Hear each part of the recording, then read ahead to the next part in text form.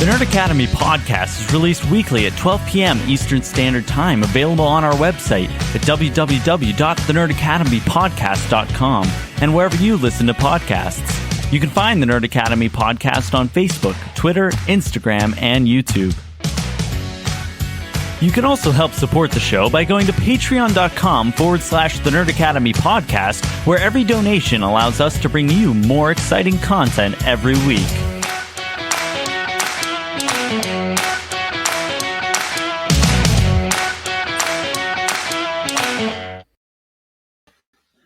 Good morning, class, and welcome back to the Nerd Academy podcast, your source for nerddom news and commentary.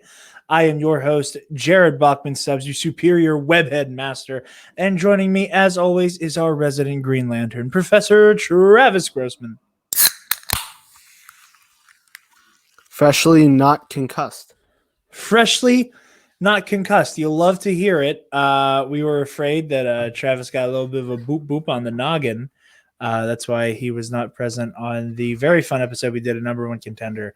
But he's back. To be fair, I am still bruised. He's still bruised. Okay. Yeah, so it's not like quite completely recovered. Ooh. That's the worst. I remember I think it was like junior year of high school. Doctors told me I was not concussed, and my entire family and myself did not believe them because I went ass over tea kettle carrying down a laundry basket. Coming down the stairs up to my room and literally put a hole in the drywall. I hit my head off of it. And I, like you said, it was that lump you see in cartoons. I didn't think that was real. I just had this giant goose egg for like a month from just through the wall. So I feel your pain, sir. But we do have a sizable amount of news this week. Who'd have thunk it? We're going to jump into the big one, the one I didn't see coming. Originally, I had in here that we were going to discuss when we thought the Eternals trailer was going to drop, because Yahoo there was just a sent lot me an of article about the trailer. Watch the first trailer. It's better than a story about you know who. But we, I saw there was a lot of buzz talking about when the trailer would drop. A lot of people saying that it would be attached to Cruella, potentially saying that it might be attached to other movies that were coming out this week, trying to determine where the Eternals trailer was going to find a home. And here we are. They dropped it today. So, Travis, thoughts on our first look at Eternals? It was a whole lot of nothing. Pretty nothing. Very pretty nothing. But a whole lot of nothing. And I'm not upset by that. Yeah, it's a whole lot of nothing plot-wise. But I think this is like the opening salvo of going, shit's about to get weird with the MCU, and you're going to have to deal with it.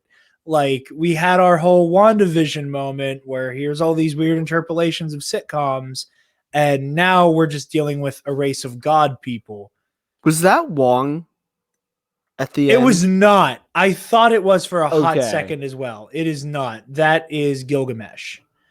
Okay. Yes. For a hot, I did the same thing because it sounded like him. Mm-hmm. And he's only there for like a couple seconds, so you can't get a good look at him. Yeah. I thought I heard his voice as well. I was in the same boat as you. But no, I also didn't even recognize Angelina Jolie in this.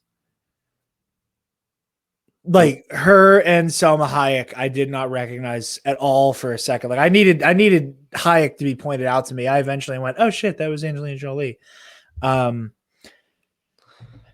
And apparently Salma Hayek said in an interview recently that like getting to put on the outfit for the first time was I believe she's playing Ajak. Was like she had a moment, you know. It's not like most people, their favorite characters are the Eternals, but just having that moment of like, holy shit, I'm a superhero now. It was apparently she had a moment with that, and that's precious.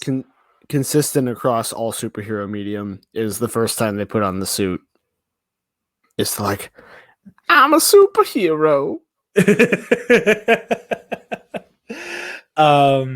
It's so cute. But yeah, no, I agree with you. Like, there's a whole lot of nothing plot wise. They didn't even really give us an insight as to like who the big bad's going to be. And that's fine. I don't need that. I Yeah. just like getting to see stuff. And again, there's like I've seen a couple people, even, someone we're big fans of, Dr. Mr. Cody Johnston, kind of talking a little shit on the Eternals trailer, going like, oh, this is Jack Kirby's, one of his babies is in terms of Kirby's projects, and how it looks gray and washed out. And well, I understand not being frustrated with like the movie's color palette itself. I do think it makes up for it it feels like it's going to make up for it in having a plot that goes beyond a normal cape flick. Mm-hmm. We're not looking at giant hordes of CGI aliens invading the Earth or anything like that. The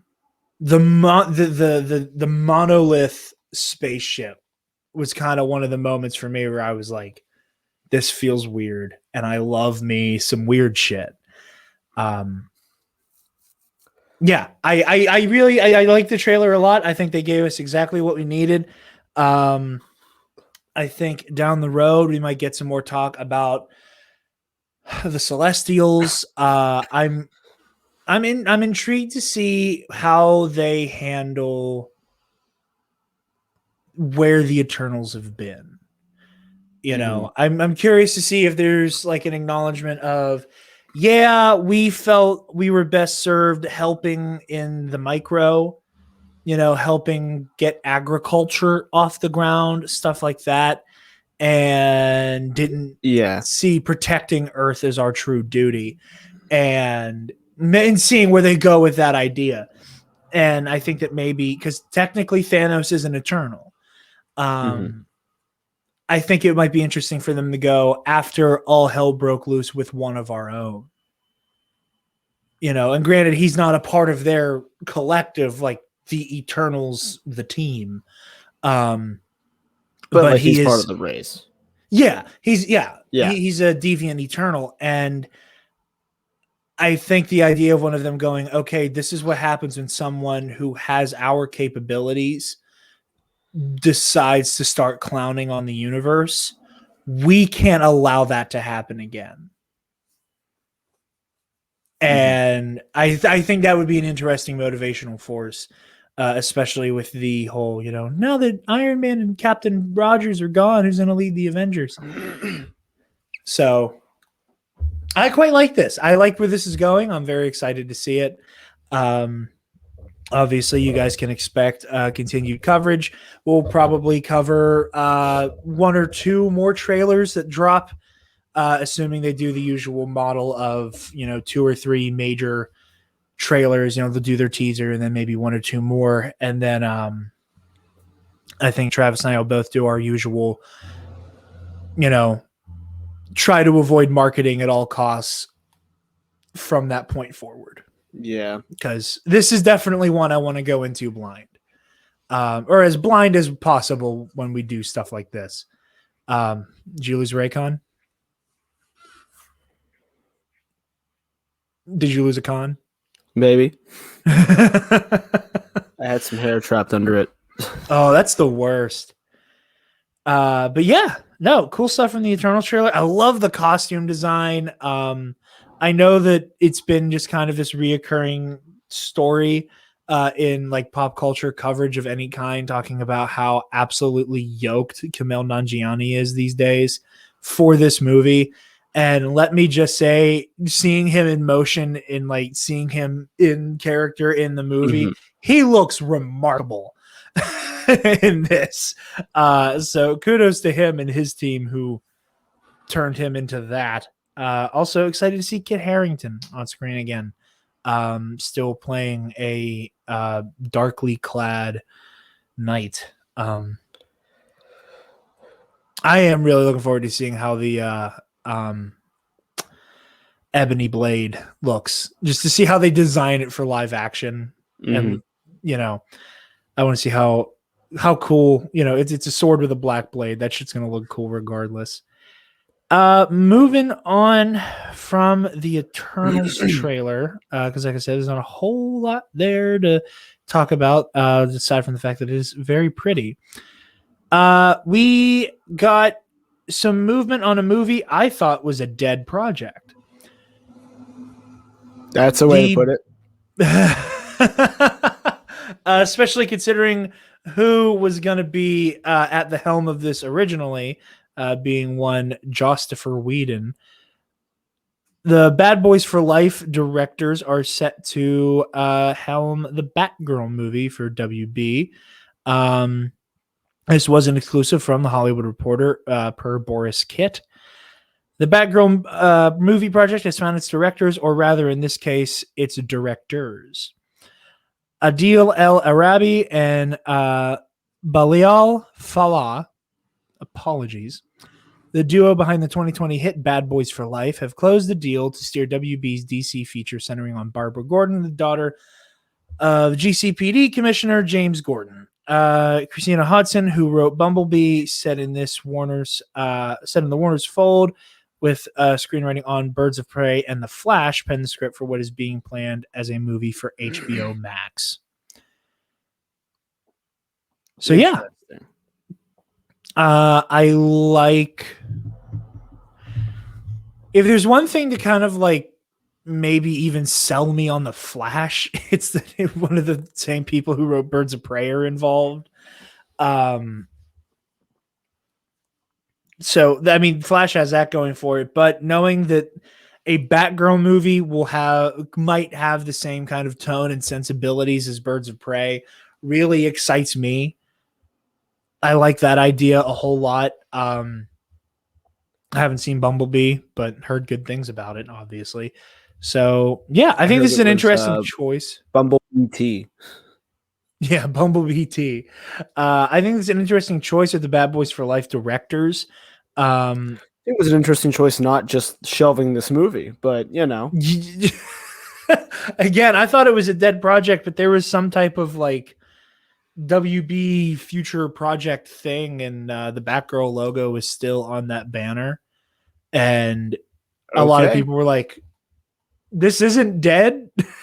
This isn't, this isn't buried deep down with the Cyborg and Green Lantern Corps and Nightwing movies. But yeah, interesting news. Very excited to see where this goes moving forward. Excited to see who they cast as Barbara as well. But yeah, good stuff there. Travis, this is a story I've deliberately not asked your opinion about it off air because I wanted to hear you talk about it in front of a microphone. Okay. Dwayne "The Rock" Johnson, starring as Krypto the Superdog in a League of Super Pets movie. Yeah. It's a thing. I don't like it. Makes sense that like at this point he's been working on Black Adam for so long that Warner Brothers has had time to be like pitch some other projects, because that's how you have someone like The Rock, you can sell anything. Yeah, they can make a movie about like the obscure character, and it would sell. I mean, Krypto sells on his own too, so like, sure.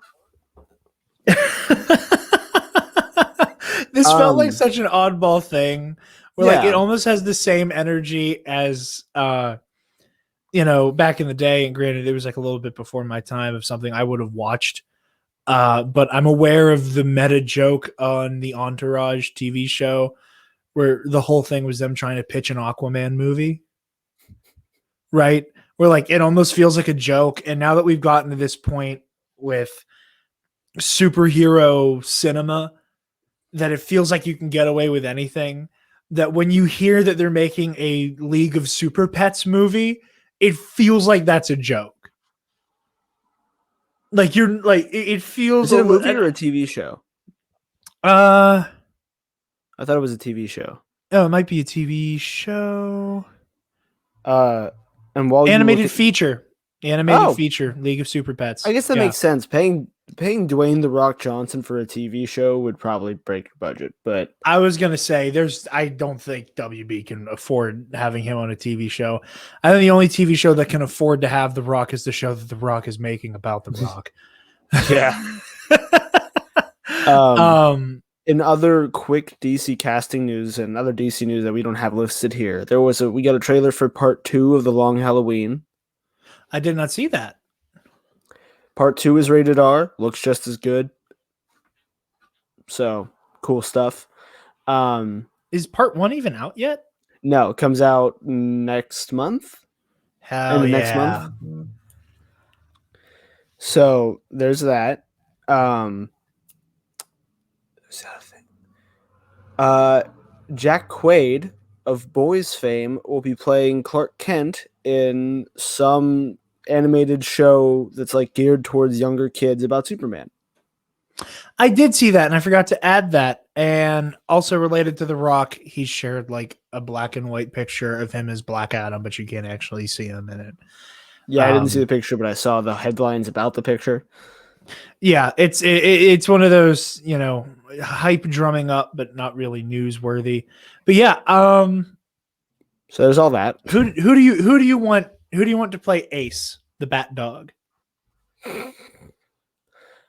I really couldn't. I mean, they're putting Dwayne the Rock Johnson as Krypto. I have no idea who you put as Ace.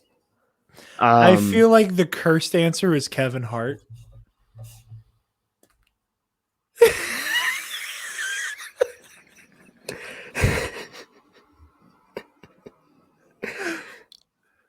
Kevin Hart's got to be in there somewhere, but he can't be Ace. Right. He has to be in the movie, right? Here's an idea. To bring another person that The Rock has worked with several times. And when the day comes, when it becomes a Schmodown question, you'll be right. Vin Diesel. I could see that. If they actually wanted to star-stud the cast for some reason. I mean, just get like Conroy to do it. Take the easy route. Take the easy route and just have Kevin Conroy play Ace. That's not a horrible idea. A part of me, like, there's something so memey about it being the friggin' Rock playing Krypto that part of me just like wants there to just be just an A-lister who has no place in a movie like this, Like, that's not to say like The Rock has no place in this. Like, it's star power that will help the movie succeed. And anytime a superhero movie of any kind makes money, it's a win for us as fans. You can tell that this is a thing that they didn't pitch to him. He heard through the grapevine they were making a Super Pets movie, and he was like, "Yo, get me in on that. I want in." I wonder if they'll like. This is so stupid, and this is like such a screenwriting, like, if the writers go this route, it will elicit groans and also belly laughs all at once. To have there be a dumb joke because it's The Rock of him going like, "Do you smell what Clark is cooking?" or some shit like that. Like there's a few The Rock based dog jokes you can make that all kind of circle back to his sense of smell, and I'm kind of here for it. I got a super sniffer. I can smell what Superman is cooking. I just realized how much DC news we actually have. Yes, like slated out today. It's a very DC heavy show. I hope they animate Krypto to do the eyebrow. Yeah, it's necessary. Moving on before Travis and I spend the entire show just talking about Krypto the Rock. I'm going to pitch to you on some DC TV stuff. Just the middle 3 stories right there. Yeah. I have been seeing that we have cast an Impulse, a Bart Allen in CW's The Flash, which at this point I assume will soon not be CW's The Flash. Yeah. They cast actor Jordan Fisher. We've seen him now in the suit. It looks incredibly comic accurate. It looks really comic accurate, down to like their big reveal of it being that specific panel. It's weird we're having another. I haven't watched any of the season of The Flash, and I didn't finish last year's season either. We're having another plot line of Barry's future offspring, or someone in his immediate family tree coming back in time to see him. Yeah, because we already had that once. But yeah, he looks great. I'm not gonna watch it, but it looks great. I've liberated myself. At this point, I just got a headline sent to me while you were talking about Krypto that a bunch of stuff at CW has to get like shooken up already. Like Powerpuff Girls needs to get repiloted, and I saw that too. That like apparently the pilot for Powerpuff Girls is borderline unwatchable, and they're like, we need to fix this. And it sounds to me like soon CW will collapse in a fire unlike any other television network has ever experienced. Which is fine, because then they can ship the DC stuff to HBO Max and it'll just look better. Yeah. And again, like, who knows what the hell happens with HBO Max? And speaking of which,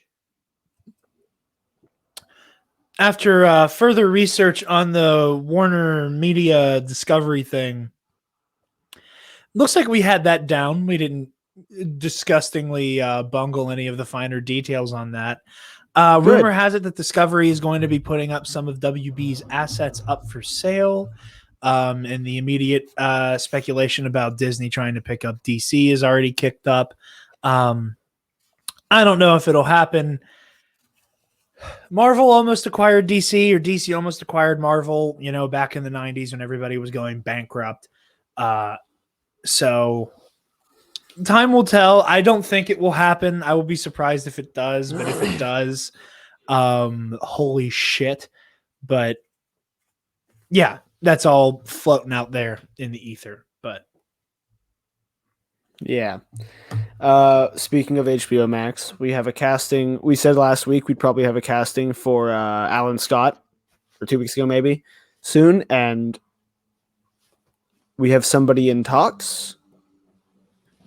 Jeremy Irvine is not quite set yet, but usually when Variety says someone's in talks, that's a good sign to play Alan Scott. And for some reason, everyone's really focused on the fact that Alan Scott is gay, which I get. It's a big deal, but like, it's weird that DC isn't the one making this a big deal. It's surprising that Warner isn't. Yeah, that they're not like. And look, we have a gay superhero now. It's all the media outlets going like, this is the headline. Green Lantern HBO Max series eyes Jeremy Irvine for role as gay superhero Alan Scott. Yeah. I don't know. I think part of it's to call attention to like that moment and like that instance of diversity, because just trying to like, get in the heads of why it would be written that way. Maybe the potential reason is that because Alan Scott isn't in the, Hal Jordan, Jon Stewart, Kyle Rayner, like people you think of that like a casual normal person may think of when you say Green Lantern, that part of their character. And that's a big deal to their character because they have had like romantic motivations before, calling attention to it. And that he is one of the bigger names in the LGBT plus superhero collective there. So yeah, interesting stuff. I'm very excited for this Green Lantern show. The more we hear about it, the more excited I'm getting. Yeah, I want to see more castings. I'm excited to see this get off the ground. Hopefully it's good. Hopefully. Speaking of things that aren't good.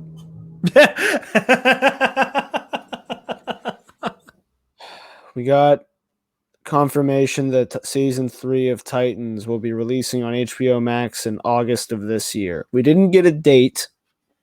We got the month of August. You know what they mean by that? There will be an episode of Titans dropped every single day of August. They don't have that kind of budget. They can't afford to make Beast Boy into a tiger for more than an episode. They don't have that kind of budget. No, what they're going to do. Unless they saved all that money. Like, Raven's just not going to be on the show, and they saved all that money from her black goop powers. No, here's how they do it. They have like 31 episodes for this season. And there's not going to be any visual effects. It's not going to be anything crazy. It's just going to be the cast doing table reads on Zoom. It would probably be better. That I would not get like viscerally angry watching. Like I will watching Titans probably. Because from everything we've heard, it sounds like it's just going to be Gotham 2.0. Yeah, lots of Batgirl, Scarecrow. The whole thing set in Gotham. We know there's an Arkham Asylum set. It doesn't make any sense because the show isn't the Bat Family. Oh, silly Travis. If you involve even a second of a member of the Bat Family, it all becomes about Batman. And that is said by the most insufferable type of Batman fan. I know I'm part of the problem. But yeah, we're getting my least favorite show back in August, and I'm so excited. I know. Look into my eyes. Can you tell I'm excited? This officially means I have to start watching now, though. Like, now that we know when it's coming, I have to kick my ass into gear and marathon. You have 2 months. Yeah, I got 2 months to watch the shitstorm. And then I don't know if we'll do weekly reviews for Titans, but we'll probably do a season review. Unless things get super dead during August, which off the top of my head, I don't think that will be happening. Actually, I don't know, because I think What If it happens in August? I don't. Maybe. That sounds right. I'm not actually sure. know when What If comes out. We never got a hard release date except for them just saying a month, and I think it's August. Okay. So then there's good to offset the bad, you know? Yeah. Speaking of Batman stories or DC stories that kind of poison the well inadvertently. One that I have mixed opinions on this. We have confirmation that we are going to get an animated movie adaptation of Injustice: Gods Among Us.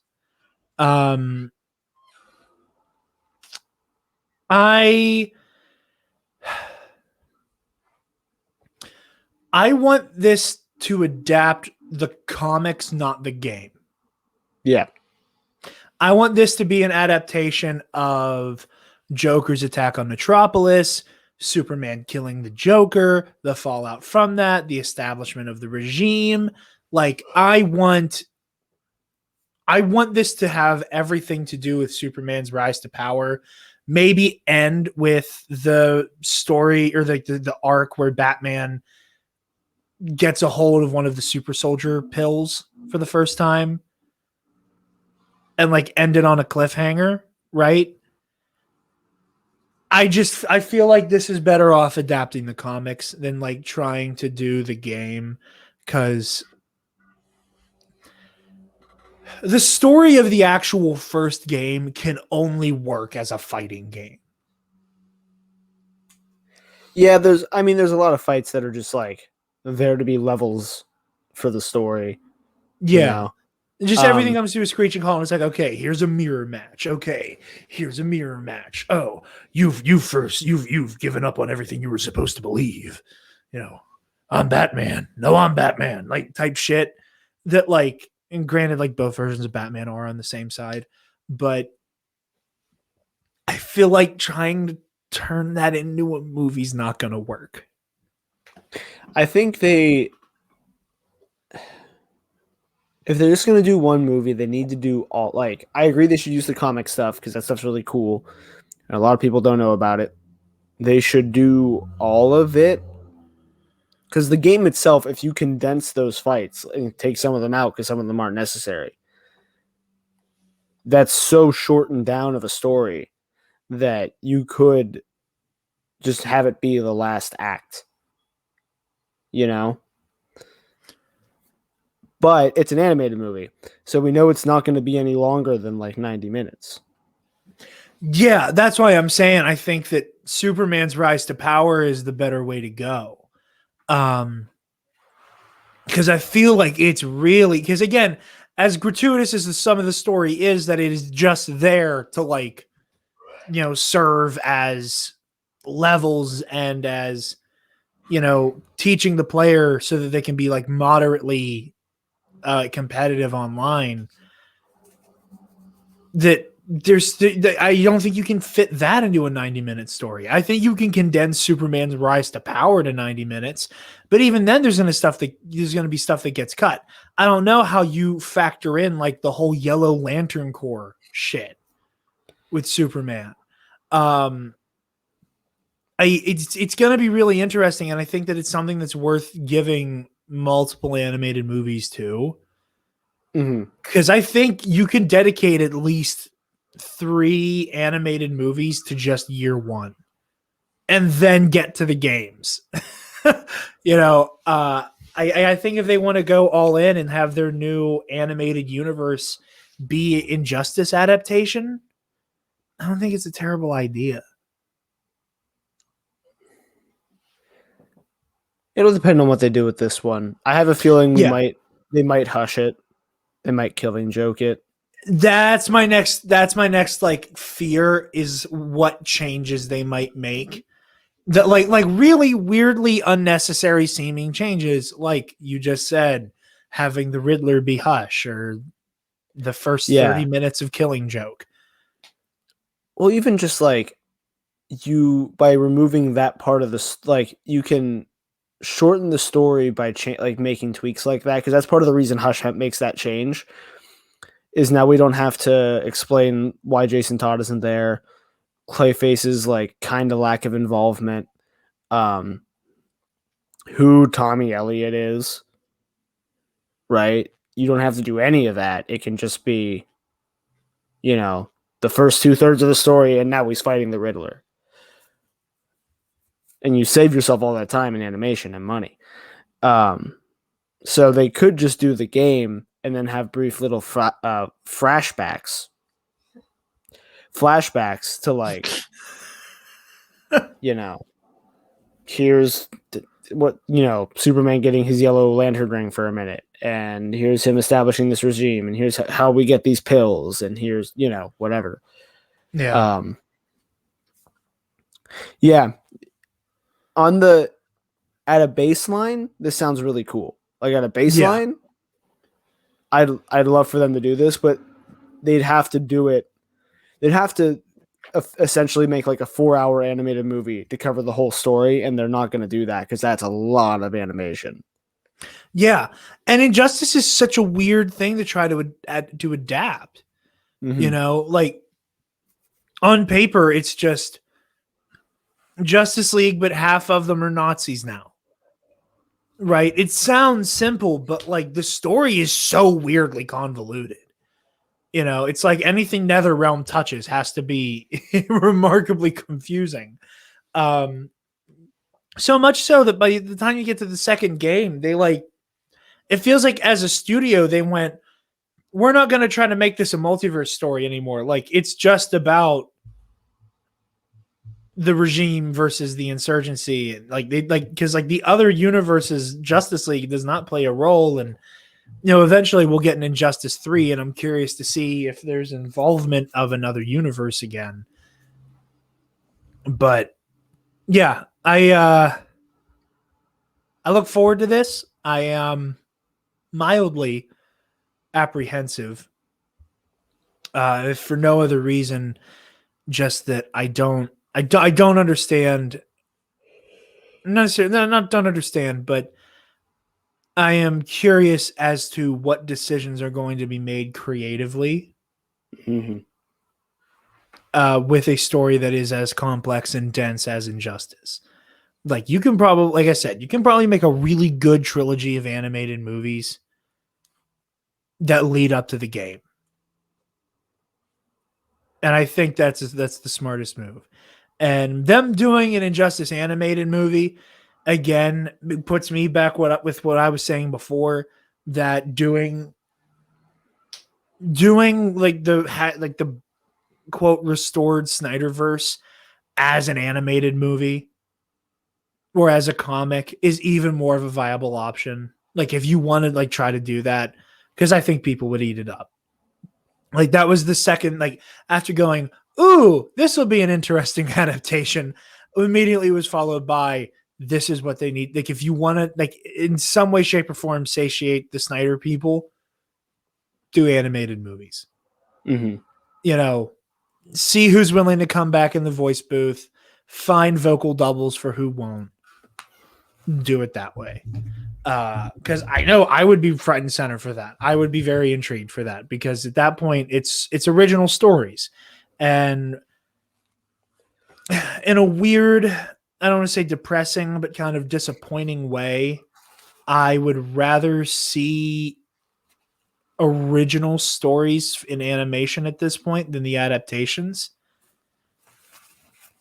Yeah, because anymore they can't help but do these weird asides that completely change the story, and I understand doing that in live. I think Long Halloween will be better. I think that I hope so. Shut up, cars. I think that Killing Joke was too short to make an animated feature, so they had to extend it, and they botched the whole thing. I think that Hush, because they had to fit it into this universe without Jason Todd, meant they had to alter the story in a way that botched the whole thing. If they're not doing that with Long Halloween, and they're two-parting it to make sure they can fit everything in, I think that'll be on the caliber of like a Dark Knight Returns. I hope. I really hope. And they did the right thing with Dark Knight Returns. Again, doing two-parters. Yeah, and just making it work, you know? And I think that's the difference, is when you try to fit these stories into a bigger universe, it doesn't work. You know? Yeah. And again, doing this on its own, there's also going to be the conversation about like, what is the nature of the canonicity to this, to the Injustice universe? Because Injustice 2 already came with a handful of retcons. Mm-hmm. Right? Well, it was like the flashback level where like Dick Grayson's death happens differently now. And the nature of Robin killing for the first time is different now, or Damian killing for the first time is different now. Because it was originally framed that his first kill was when he accidentally killed Dick. And now it's him killing Victor Zsasz whenever Superman leads his like attack on Arkham. So again, it's stuff like that. Like, well, what is this supposed to be? Like, how do we marry the differences between the comics and the games and stuff like that? But yeah, I think doing multiple parts here is a wise idea. Because again, like you can do a whole movie about the Yellow Lantern arc. I think because you can just like have that be all the marketing is Yellow Lantern Superman, and building off of that. And again, like just the buildup of like each individual arc, you can do a movie that is the whole Constantine playing both sides of the war arc. You know, there's a lot of cool shit here they could do, and I really hope they take advantage of it. And WB and WB Animation and DC are willing to put the money in to let this be an expansive thing, so this story has room to breathe and do what it seems like Long Halloween's doing. So yeah. Moving around, also Batman related ish. It's related to the Batman. Robert Pattinson has signed an overall first look deal with WB and HBO. What this basically means is that Robert Pattinson is dipping his toe into producing now, and that he will have the opportunity to take a look at potential upcoming projects and, throw his weight behind to help produce. So I think that's interesting. I like the idea that if Pattinson has first look, that means his relationship with WB is good. Is good. Yeah. And what that says to me is the Batman's going well. Mm-hmm. And if WB is giving him first look and his relationship with WB is good, hi, everybody who thinks that he had a weird affair with Zoe Kravitz on the hood of the Batmobile. Please try to explain to me how that's still true. I still love that story somehow came into existence. That is just such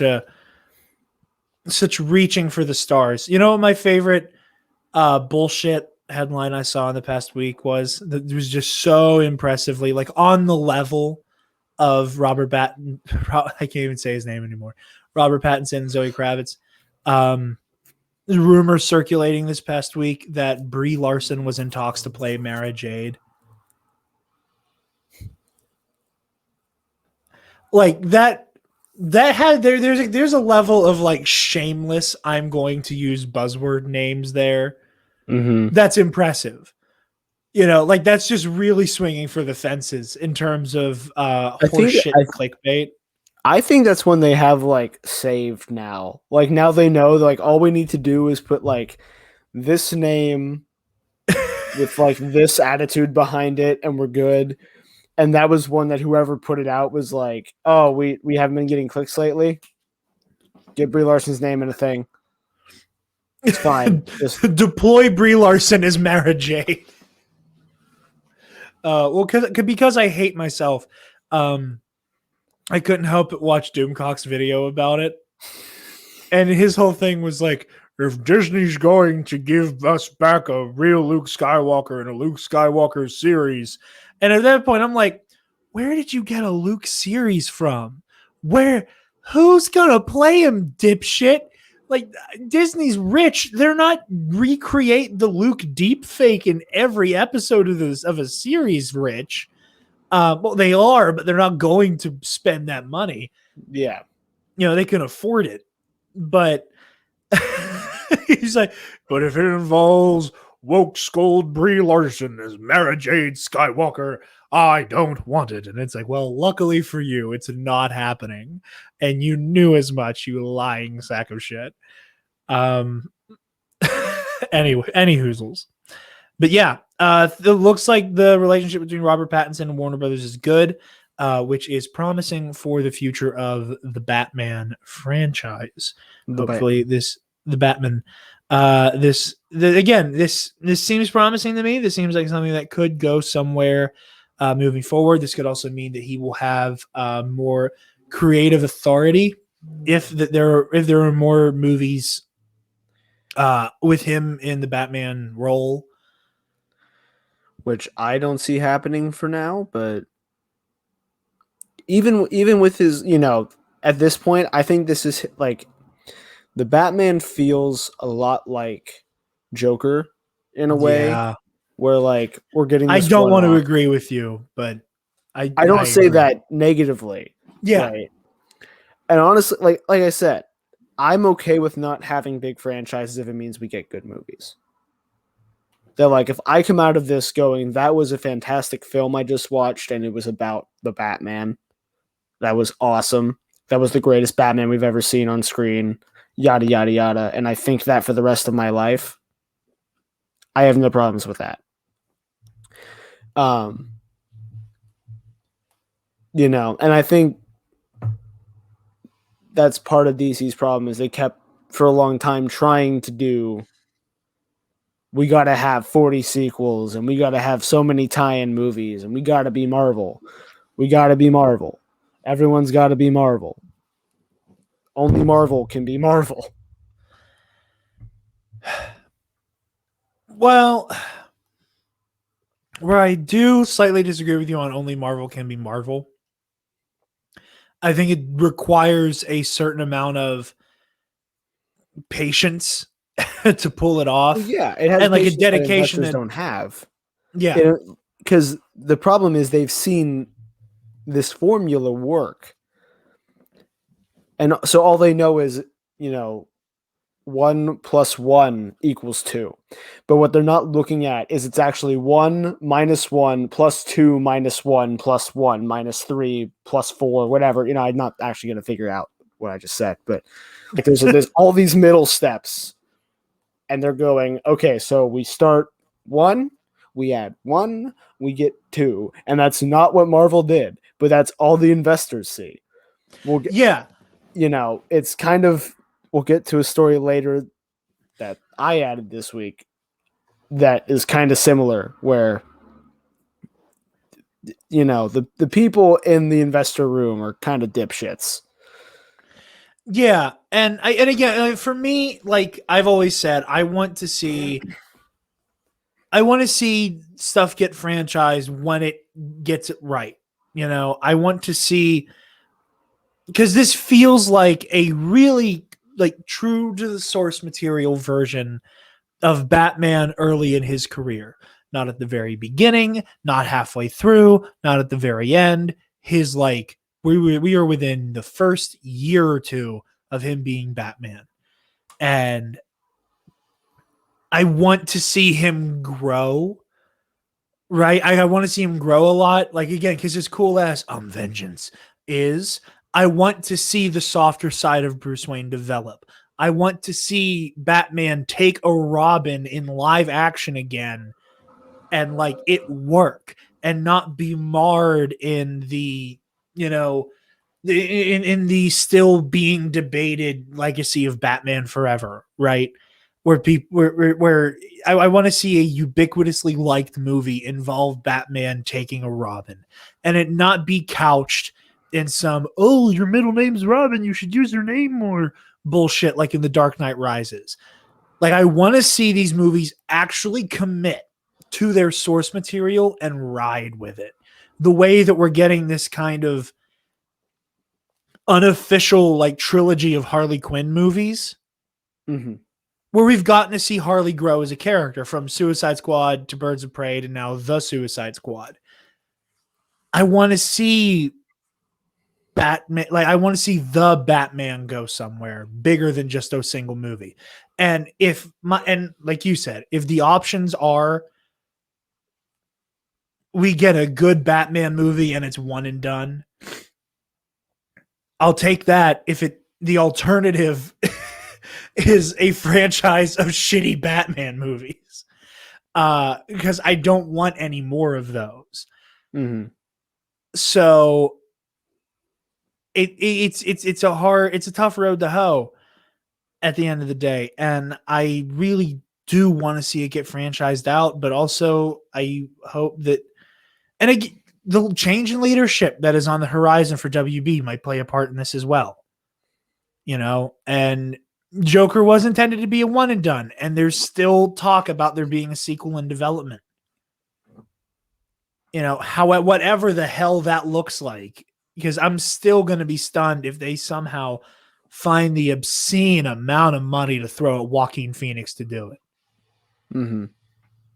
Like short of just completely restoring the Amazon, I don't know how you get Joaquin Phoenix to do a Joker sequel. But yeah, I hope this bodes well for future the Batman stuff. But what you said is also very true. Speaking of that, do you want to jump into the story that you added? Yeah, sure. A little over a week ago, we actually could have covered this last week, but I didn't see it last week. Magic the Gathering announced that they are ending the Magic Pro League and the current Pro Play system, which only lasted a year and a half. So it was bad. Explain this to me like I'm a child. What does this mean?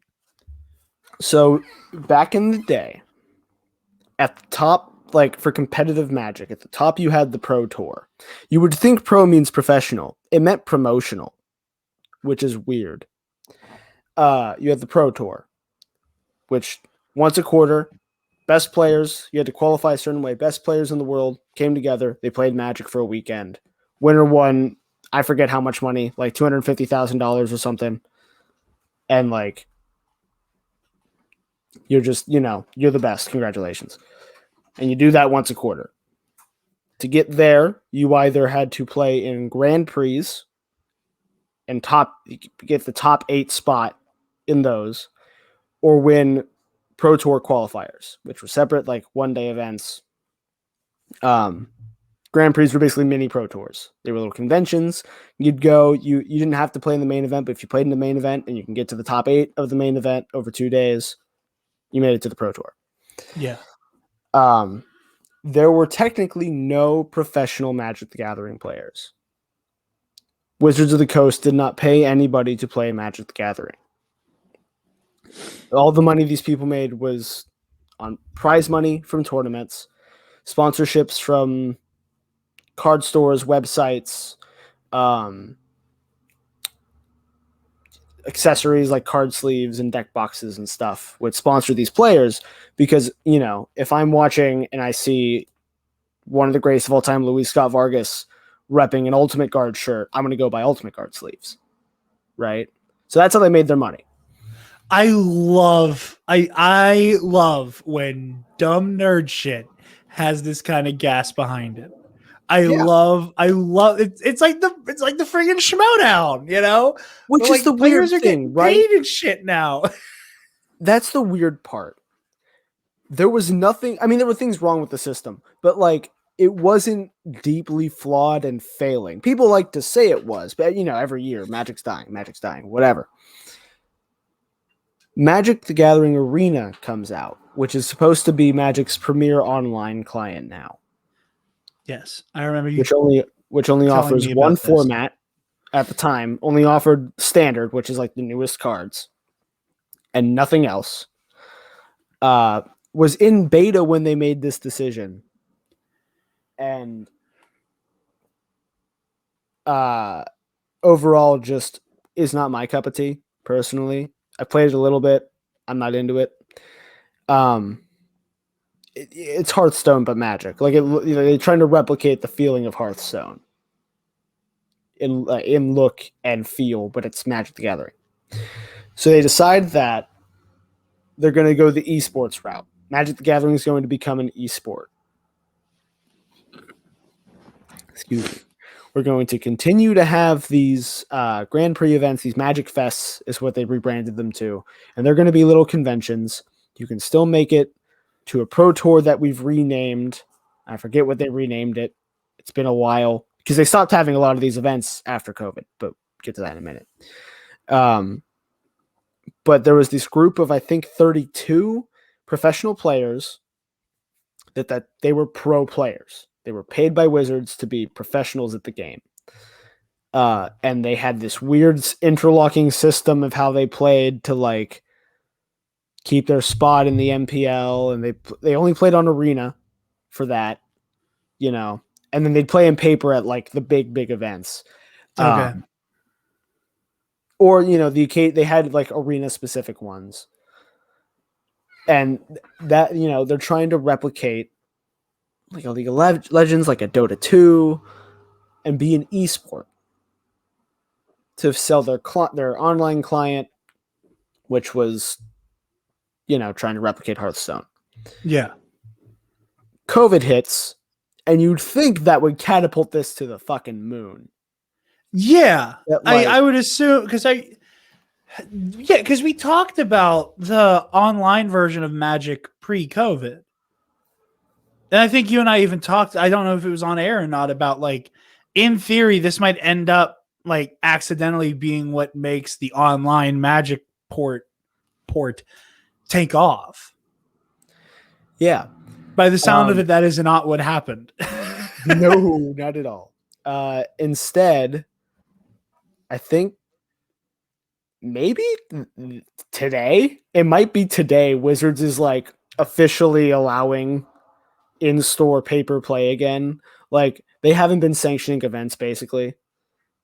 They haven't That been makes sense. Yeah. providing I can't rewards for blame game them scores. because Yeah, it would be a absolutely. bad look No. for them to co-sign that kind of thing. Yeah. Yeah. But they're like, we will be putting on events in game stores again in paper and trying to get people back into game stores. And like, as the world reopens up, go back to the system.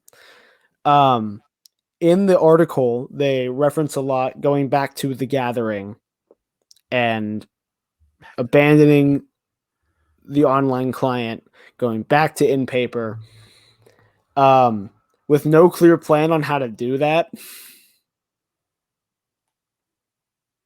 They're just like, yeah, we'll figure it out. We'll get there. It's fine. Don't worry about Great it. idea. We'll get there. We will get there. Don't worry about it. Don't think about it too hard. Yeah. Don't think about it. It's one of those things that like when someone asks, "Oh, is that true?" Don't Google it. Don't Google it. Don't take what I'm telling you at face value and don't think about it too hard. Yeah. So it's this message combined with the saturation of products Magic is putting out. So like we started getting spoilers today for one of the summer sets. It's called Modern Horizons 2. There's been a Modern Horizons 1. It came out 2 summers ago. And that set came out. You had booster packs. That was it. You could buy a booster box, which was a box of booster packs. That is the product. That is the only product of Modern Horizons. Modern Horizons 2 has draft boosters, set boosters, collector's boosters, fat packs. Sorry, they're called bundles now. There was another thing. Is that it? That might be it. There's 4 different products, all with different layouts of what's in them. Every card at Rare has like 4 different versions you can open out of the packs. There's so much. It's overwhelming. You know? Yeah. That like if I'm getting into the game and I'm like, oh, what's that? Well, there's this version, this version, this version. This version has the most monetary value, but this version you're more likely to get this card. And this version, if you want this version of the card, you have to get. It's just they're trying to cash out on, things looking pretty, which on the surface level is fine. But it's been every set the past year and a half has just been 80 different versions, 3 versions of each card. No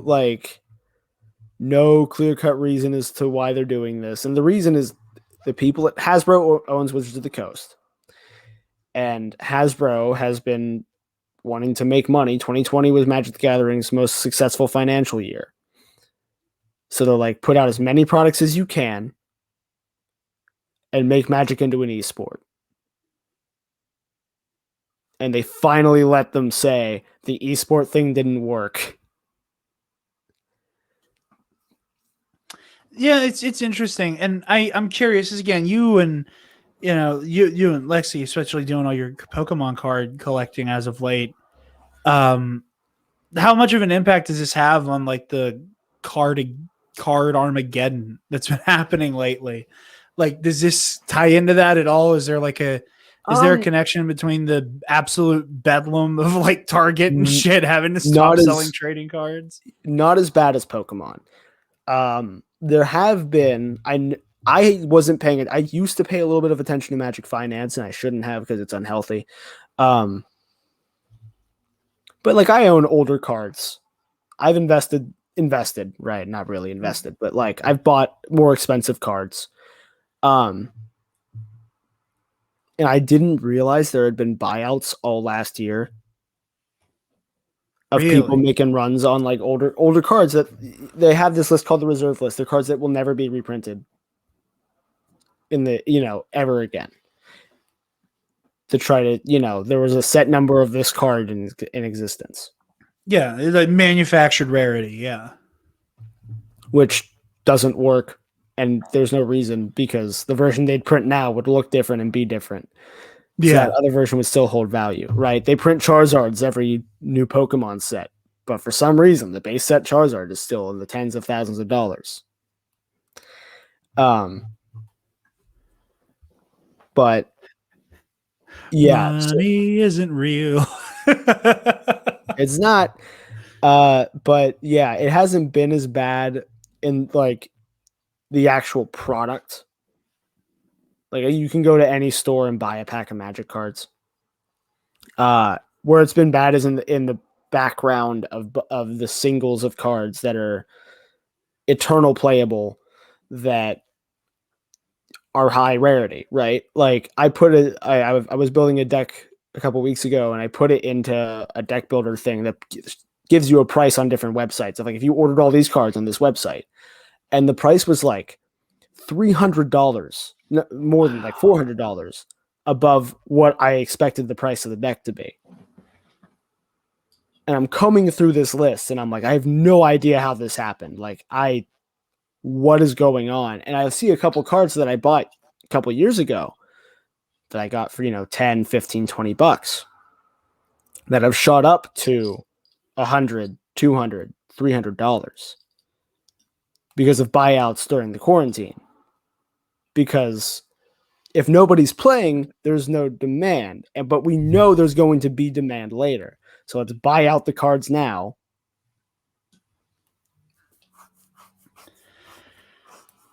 Wow. That is really disheartening. Just so aggressively evil. Yeah. Holy shit. You hustle your hustle, man. Get your money, but damn. That's all fascinating stuff. I love hearing about the inner workings of Magic from you. It's always insightful. But yeah, pro play is over. Maybe that means we get good competitive Magic again. I can hope. I want to be able to, like, on the weekends, just put on, because I used to do that. I'd put on live streams of tournaments and just have that on in the background for fun. And I can't do that anymore because then I have to watch Magic Arena, and I hate watching Magic Arena. It's just boring. Well, I hope you get your other nerd sport back very soon. One final story, just because we've been keeping our eyes on this since the beginning. We have even more Knives Out 2 casting. One of these I think Travis is going to be very excited by.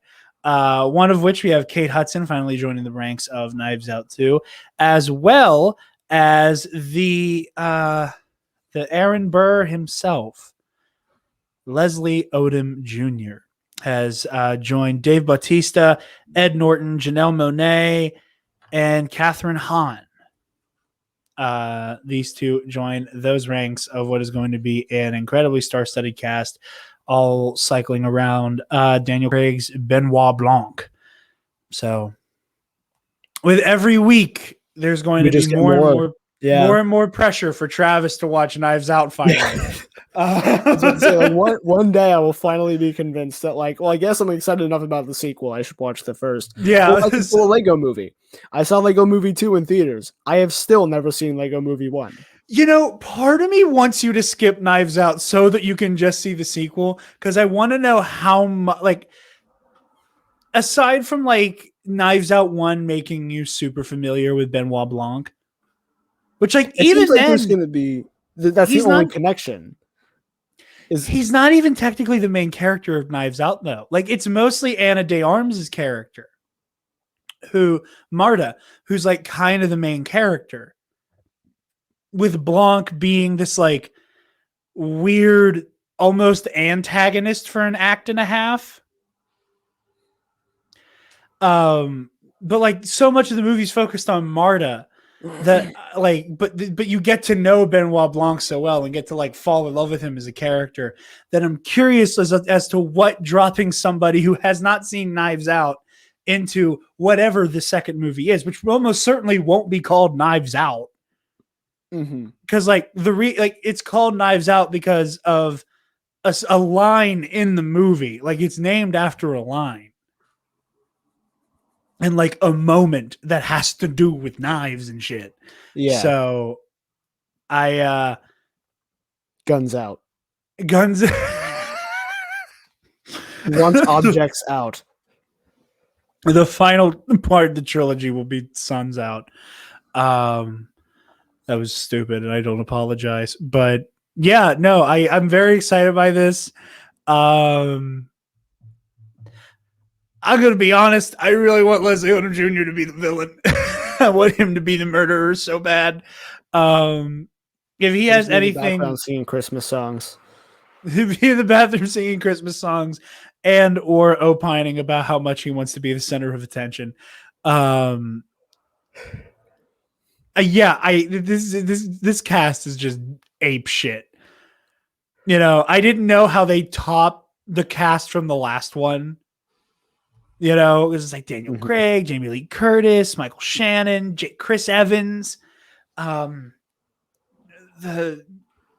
Catherine Langford, I think, the 13 Reasons Why chick who played Tony Stark's daughter in the deleted scene. You know, like there's just so much star power behind the first one. I was like, how do you do this again without it being like obnoxiously A-list, you know? Where you pull people who are a little too prominent and then it gets a little hard to get into. But yeah, no, and Janelle Monáe as well. I forgot Janelle Monáe. There's so many people in this cast. I'm already forgetting who all's in it. But yeah, Knives Out 2 shaping up to be definitely going to be one of my favorite movies of whatever year this comes out in. I'm predicting, as it was for 2019, it took superhero movies and a whole ass Star War to compete. Like that was its only competition that year. That, and I think that was the same year Us came out. So yeah, which I was head over heels for that whole year. But now I want to go watch it and listen to I Got Five on it again. But yeah, I think that's all we got for this week. So Travis, where can the lovely people find you, sir? They can find me on Twitter and Instagram at Travis Political, and on Twitch at BlackLeader439 on Wednesdays around 8 p.m. Eastern. Jarod. They certainly can. Where? You guys can find me and that very loud motorist on Twitter and Instagram at DarkJedi2552 and the Nerd Academy podcast on Facebook, Twitter, Instagram, YouTube, and on our website, www.thenerdacademypodcast.com, where if you're feeling generous, you can donate to our Patreon page. Speaking of our patrons, thank you to our $10 alumnus, Case and Breon, the Waffle Wizard, Delta 9, and Zach and Alce. You guys help us make the content that we love to produce. Be sure to consider the $5 tier as well, where you get access to Heroic History 101, which we will be having a new one out soon. The Knights of the Nerd Republic Versus series, which we will also be recording very soon now that Spencer's back in town. And the Movie Club audio commentaries.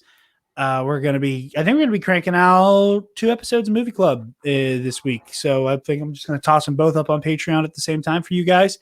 So be sure to check that out as well. Click on the student store link on the website to get access to all manner of Nerd Academy merch and goodies.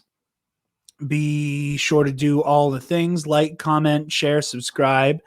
Thank you all so very much for listening, and class dismissed. Stop! Move away from the cookie jar.